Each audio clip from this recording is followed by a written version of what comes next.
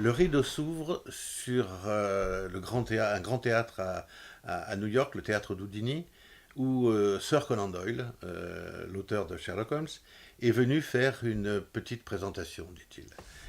Il est déjà très célèbre à New York, non seulement à cause de son œuvre, mais aussi à cause du roman qu'il a fait publier, qui s'appelle Le Monde perdu, qui est un monde où les explorateurs reviennent au temps des dinosaures, des diplodocus et autres tyrannosaures. Conan Doyle prend la parole et dit à son assistance, qui s'écrase extrêmement nombreuse, vous allez voir quelque chose que vous n'avez jamais vu. Et il passe 20 secondes de film tiré de son roman Le Monde perdu, où on voit des tyrannosaures égorger des diplodocus et des diplodocus bouffer des ptérodactyles. La panique s'empare du théâtre new-yorkais.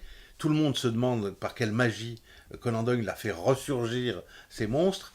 Et dans la salle, il y a deux personnes, Cooper et Schoedsack. L'un est aventurier, l'autre est déjà caméraman.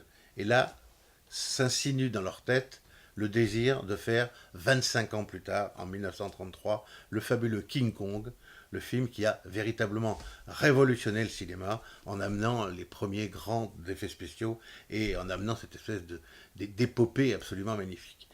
Mais c'est Michel Lebris qui est aux commandes. C'est Michel Lebris qui raconte l'histoire.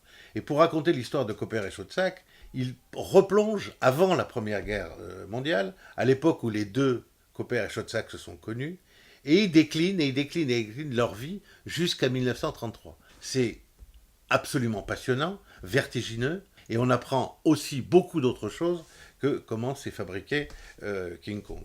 Je me souviens d'avoir téléphoné un an avant qu'il ait fini son roman à Michel pour lui dire, pour papoter simplement, et je lui ai demandé où en était son roman, Kong, qui est un roman quand même dont il parlait et qu'il a mis 8 ans à écrire. Et il m'a dit j'ai fini. Je lui ai dit chouette, c'est fini, c'est formidable, on va pouvoir le lire. Il m'a dit non, parce qu'il y a un petit problème, c'est que Grasset veut en publier 1000 pages et j'en ai écrit 3000. Donc il s'est mis à supprimer 2000 de ces pages. Je suppose que ça a été un crève-cœur pour lui. Mais pour nous, il reste 1000 pages absolument foisonnantes, fabuleuses. Des pages où Michel convoque Jack London, Stevenson, Alexandre Dumas, enfin tous les grands auteurs dont qu'il adore et qu'il rêve d'égaler. Et ça donne effectivement Kong, 950 pages de bonheur pur.